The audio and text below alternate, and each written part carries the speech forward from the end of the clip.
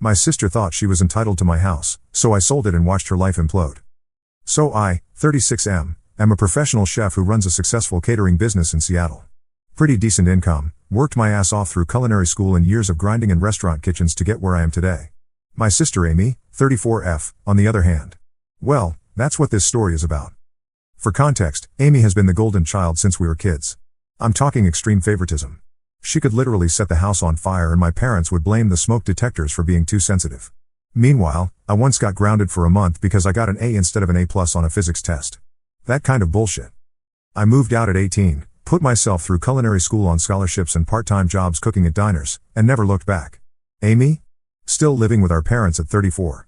Never held a job for longer than 6 months. Constantly getting fired for being late, not showing up, or just plain sucking at whatever she was supposed to be doing. The worst part? She didn't contribute a single penny to the household. No rent, no groceries, didn't even do her own laundry. Mom still cooked all her meals and dad still paid her phone bill. It was honestly pathetic. Meanwhile, guess who my parents called whenever they needed money? Or when their roof was leaking? Or when their car broke down? Or when Amy got dumped by her latest boyfriend and needed emotional support? Yep, me. Their personal ATM and unpaid therapist. I put up with this shit for years. Why? I honestly don't know. Family guilt is a hell of a drug, I guess. But about 8 months ago, I finally hit my breaking point. I was on a video call with my parents. We do these once a month, obligation, not because I enjoy them, and Mom casually mentioned that Amy had totaled her car. Again. 3rd time in 2 years. And then came the usual, so we were thinking, since your catering business is doing so well. I hung up. Just straight up ended the call. Then I blocked their numbers, emails, everything. I was done being their safety net. That's when I started making some major life changes. I'd been thinking about relocating anyway. There's an amazing restaurant space in Austin where I could expand my catering business and housing is way cheaper there than in Seattle. So I put my house on the market.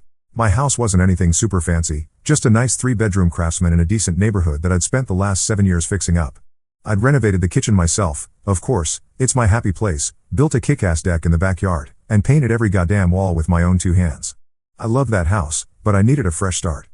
Fast forward to about 6 weeks ago. My mom's birthday. The twice-yearly family gathering I always dreaded but attended out of obligation, Christmas and Mom's birthday, like clockwork. I almost didn't go this time, but something told me I should make an appearance. I'd been ignoring their calls and texts for months, only responding with vague busy with work excuses.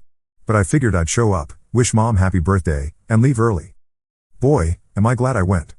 I arrived to find my mom practically glowing with excitement. Amy had this smug fucking grin on her face the whole time, like she just won the lottery. I had that gut feeling, you know? That sixth sense that something was about to go down. Halfway through dinner, my dad cleared his throat and nudged Amy. Amy stood up, raised her glass, and with the most punchable smile I've ever seen, announced, "So, Mom and Dad decided I should move into your house." The table went dead silent. I just sat there, fork halfway to my mouth, staring at her. Mom clapped her hands together like a seal. "Yes. Since you're always traveling for catering gigs, it makes perfect sense for Amy to live there instead of wasting money on rent." Let me be crystal fucking clear, they never asked me. Never mentioned it. Never even hinted at this plan. They just decided among themselves that my house, that I bought with my money and my mortgage, was now Amy's new bachelorette pad. I calmly set my fork down. Reached for my wine glass. Took a long, slow sip. Then in the most casual tone I could manage, I said, "That's funny, because I sold it last week." The look on their faces. OMG. Amy's smug expression vanished. My mom went pale. My dad literally choked on his drink. "What?" My mom finally managed to sputter. "I sold the house," I repeated, pulling out a thick envelope from my bag and sliding it across the table toward Amy. "And since I knew you'd try to pull something like this, I even brought proof. That's the finalized sale contract." Amy ripped the envelope open, scanning the document with this horrified expression. No. You can't do this. I was supposed to move in. Mom and Dad said." I looked her dead in the eyes and said, "Mom and Dad don't own my house. And neither do you." Mom immediately started crying, her go-to manipulation tactic. "How could you do this? Your sister needs a place to live." I just shrugged. "She's 34. She can figure it out." Amy slammed the papers down on the table. "You can just buy another place. Let me move in until then." I stared at her, completely dumbfounded. "You expect me to just buy another house because you need a place to crash? Do you hear yourself?" That's when my dad, who had been silent until now, finally spoke up. "This was selfish. You know your sister isn't as successful as you." "I know," I said, grabbing my coat, "but that's because she's never had to be. Because you two keep enabling her." And with that, I walked out. Didn't even stay for cake. The next few weeks were beautiful chaos. Amy had an absolute meltdown. She actually went to my old house and knocked on the door, only to find a lovely retired couple living there. From what I heard, she started screaming about her house and got herself escorted off the property. Fucking classic. My parents called me non-stop, demanding I fix it. I blocked them again. Then the extended family got involved. The calls and messages started flooding in. Amy is homeless now because of you. Your parents are heartbroken. You should have told them first. It was just one house, you could have given it to your sister. I ignored them all. Eventually, word got out that Amy had moved into my parents' basement. A 34-year-old woman, sleeping on a pull-out couch in the house she never had to leave in the first place. Sweet karma. As for me, I took my money and bought a beautiful house in Austin. 4 bedrooms, pool in the backyard, massive professional-grade kitchen, obviously. I adopted 2 rescue dogs, Benny and Jet, yes, like the song, and I've never been happier. I thought that was the end of it. I really did. But oh no, Amy and my parents were just getting started. A week into enjoying my new life in Austin, I got a call from a restricted number. Usually I'd ignore those, but something told me to pick up. Where the hell are you? It was my mom, her voice shrill enough to shatter glass. We've been trying to reach you for days. I sighed. Mom, I blocked all of you for a reason. You have no right. She screeched. Do you know what you've done? Amy is suffering. I put the phone on speaker and went back to prepping ingredients for a test recipe on my new kitchen island, watching Benny and Jet chase each other around the yard through the patio doors. Oh yeah? What's she up to now? She got evicted. I nearly cut my finger with a chef's knife. Evicted? From your house? My mom let out this dramatic sigh, like she was personally victimized by my question. Yes. She had some trouble, and we had to ask her to leave. It's all because of you. I rolled my eyes so hard I think I saw my brain. How is it my fault that you kicked her out? You forced her into a bad situation. Okay. What did she do? Silence. Then, reluctantly, she ran up our credit cards. We told her it was just for emergencies, but she maxed them all out. I laughed. I couldn't help it. Wait. You gave her credit cards? My God, how stupid are you? Do not speak to me like that. Then stop acting like I owe you something. She took a deep breath, and I could practically hear her mentally composing herself before speaking again. Look. We need your help. Your father and I, we're not doing well financially. Amy has nowhere to go. You need to fix this. No, you need to fix this. Just let her stay with you for a while. She won't be any trouble. Your family. I laughed again. You think I still live somewhere you know? That's adorable. My mom gasped. What do you mean? I moved. Far away. Another silence. Where? Wouldn't you like to know? I hung up. Ignoring my family wasn't as easy as I thought it would be. They didn't just let things go. Amy, especially, had no intention of moving on. At first, it was just calls from unknown numbers, dozens a day. Then emails from burner accounts. I ignored them all. Then it escalated. One day, I got a notification from my bank. Someone had tried to access my account. I locked everything down immediately, changed passwords, enabled 2-factor authentication, the works. The next morning, my phone buzzed with an email from my realtor. Hey, just confirming your change of address request? What? The actual fuck. I called her immediately. What request? She explained that someone had called, pretending to be me, and asked for my new address. They even gave some of my personal details, my old home address, my birth date. But thankfully, my realtor got suspicious when they couldn't answer a basic security question. I knew exactly who was behind it. Amy. This was next level insanity. She wasn't just mad, she was hunting for me. I decided I was done playing defense. Amy wanted a war? Fine. I unblocked my parents. The moment I did, my mom's number lit up my screen. I answered, what the hell is wrong with Amy? She actually had the nerve to sound offended. Why are you so angry? You haven't spoken to us in weeks. You mean the weeks where Amy tried to commit identity theft? Yeah, funny how that works. My mom went quiet. Yeah, that's right, I said. Tell me why your golden girl is trying to get my private information. She wouldn't do that. Oh, so it was a coincidence that someone tried to change my address? That someone tried to get into my bank? A coincidence that only started after I cut Amy off? My mom sighed. She's desperate. You abandoned her. Her life is ruined, and all you do is mock her. No, she ruined her own life, I snapped. And if she keeps this up, I'm going to the cops. That finally got a reaction. The cops? She shrieked. Yes. The cops. I have evidence. So tell your little princess to back off, or I'll make sure she spends some quality time behind bars. She begged. Please, just talk to her. Just. Just help her one last time. I let out a slow, deep breath. Put her on the phone. I heard rustling, then Amy's voice, smug as ever. Oh, now you want to talk? I just want to know one thing, Amy. Silence. I leaned forward. What was your plan? If you got my address, were you going to show up? Demand I hand over my new place? She didn't answer. You seriously thought I wouldn't fight back? I laughed coldly. You always thought I was your safety net. That no matter what, I'd catch you. But guess what? I cut the net. So if you fall now, you're hitting the ground. Hard. You think you're better than me? She hissed. No. I know I'm better than you. I hung up. 3 days later, I got a text from a friend back in Seattle. Hey, saw a weird post about you on Facebook. Thought you should know. My stomach dropped. I opened the link. It was a public post from a random, fake-looking account. But the post? It was all about me. Lies. Crazy, twisted lies. It claimed I had abandoned my dying parents. That I stole money from them. That I was a horrible, selfish person who left my family to suffer while I ran off to live some fancy new life. The comments? Full of people eating it up. Wow, disgusting. How could someone do this to their own family? I hope they lose everything. Then I saw who shared it. Amy and my mom. They weren't just mad. They were trying to ruin my reputation. And that was the last mistake they'd ever make. I wish I could say I was surprised. But honestly, I wasn't. My family had always been like this. Always playing the victim, always twisting the truth to make themselves look like the poor, innocent martyrs. But what really pissed me off was the sheer effort they put into it. This wasn't just some vague Facebook rant. No. They went all in. They contacted my catering business. They called my friends. They even reached out to my ex. People were messaging me nonstop, some furious, some confused. Is it true? Why would you do that to your own family? Did you really steal from them? I was beyond furious. This wasn't just drama anymore. This was a smear campaign. And if they wanted a war, I was done playing defense. I spent the next few days gathering evidence. Screenshots of Amy's attempted identity theft.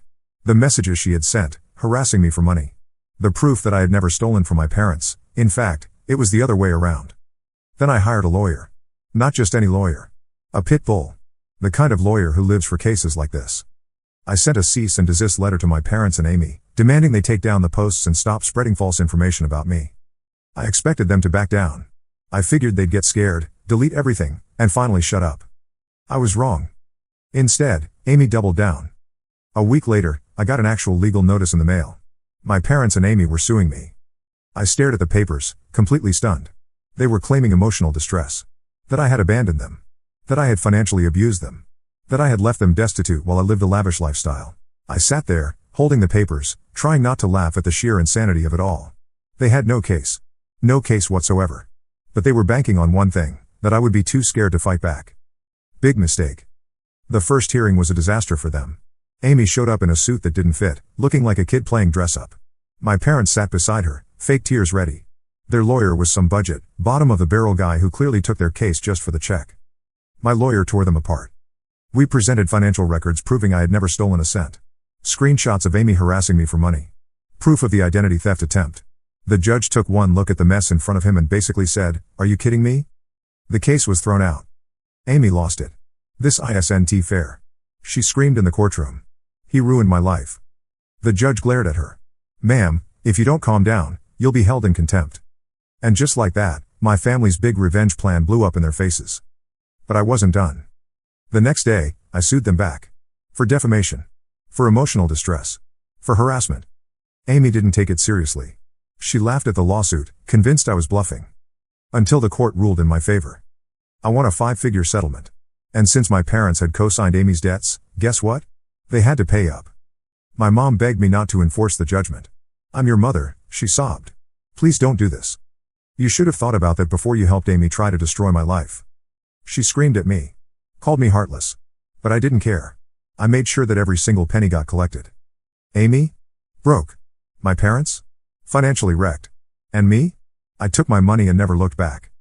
But then, one last twist. Months later, I got an email from Amy. The subject line? "You win." I almost didn't open it, but curiosity got the better of me. The email was short. Mom and Dad lied to me too. They told me they had set up an inheritance for me, that if I waited, I'd be taken care of. They never saved a dime. I was supposed to get the house, your house. That's why they pushed me to move in. Because they needed you to keep it so I'd have something. I stared at the screen, my heart pounding. Then came the kicker. They're in deep debt, not just from the lawsuit. They owe people money. Bad people. And now that they're broke, guess who those people are coming after? My blood ran cold. I knew my parents weren't great with money. But bad people? How bad are we talking? And just like that, I realized. This wasn't over. After reading Amy's email, I sat there for a long time, just processing. My parents had lied to everyone. Not just me. Not just Amy. Everyone. They weren't just bad with money. They weren't just entitled. They were in deep with the wrong people. And now, those people were looking for payment. And if my parents didn't have the money, someone was going to get hurt. I had two choices. Walk away, let them deal with their own mess, find out just how bad this really was. Against my better judgment, I decided to find out. It didn't take long to get answers. A few calls to old contacts, a few records pulled, and the truth hit me like a train. My parents owed over $100,000. Not just to banks. Not just to credit card companies. To loan sharks. And Amy? Turns out, she wasn't the only screw-up. My dad had a gambling problem. My mom had been covering for him for years. When their money ran out, they started borrowing. When their borrowing wasn't enough, they made promises they couldn't keep. And when I sold my house, that was the last safety net they thought they had. Now with nothing left, someone was coming to collect. 2 days later, Amy showed up at my door. I don't even know how she found me, but there she was, disheveled, desperate, scared. She looked nothing like the smug jerk I had grown up with. "I need your help," she said. I crossed my arms. Why would I do that? Her hands were shaking. Because if you don't, someone's going to die. For the first time in my life, I saw real fear in Amy's eyes. "They came to the house," she whispered. "Mom and Dad thought they could talk their way out of it. They were wrong." "What happened?" I asked, my stomach twisting. Amy swallowed hard. "They trashed the place. Took everything valuable. Left a warning." "What kind of warning?" Amy pulled up her sleeve. There, on her forearm, was a deep, fresh bruise. "They told me if they don't get their money soon, next time, it won't just be a warning." I let out a slow breath. "So what? You expect me to pay off their debt?" Amy shook her head. "No. I expect you to help me take them down." I didn't want to get involved. I had spent years getting away from my family's mess. But this was different. So I did what they never expected me to do. I went to the police, and I gave them everything. The fake lawsuit they had filed against me, the identity theft attempt, the fraud, the proof of their debts. And then, I tipped off the loan sharks. Not with money. Oh, no. With evidence. I showed them exactly how much my parents had, how they had hidden assets, how they had been lying to everyone. Within a week, my parents were arrested. Fraud, tax evasion, debt-related crimes. They had scammed people, lied, borrowed money they never intended to pay back, and now they were going to prison. And Amy? Amy had a choice to make. She could keep running, or she could finally grow up. For the first time in her life, she did the right thing. She testified against our parents, told the court everything, helped the police track every scam, every lie, every debt. It didn't erase what she had done, but it was the first step toward fixing her own life. She got probation, community service, a fresh start. And me? I walked away for good. My parents got sentenced to 5 years in prison. Amy got her life together. And me? I finally got what I had wanted for years. Peace. No more phone calls. No more manipulation. No more drama. I was free. And for the first time in my life, it felt damn good. Edit, holy shit, I did not expect this to blow up like this. Thanks for all the support, guys.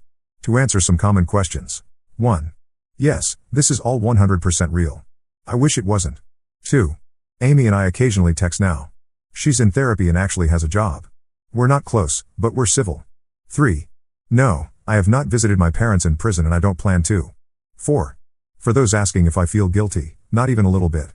Edit 2. Some of you are asking if I'm worried about retribution from the bad people my parents owed money to. The police handled that part, and from what I understand, those people are more interested in going after my parents than me or Amy. But I did upgrade my security system just in case. Edit 3. For the fellow chefs asking, yes, the kitchen in my new place is insane. Double oven, 6-burner gas range, walk-in pantry, and enough counter space that I can finally test recipes without playing Tetris with my ingredients. TL, DR, golden child sister expected to move into my house without asking, so I sold it. Parents tried to destroy my life when I refused to help, so I got them arrested for fraud.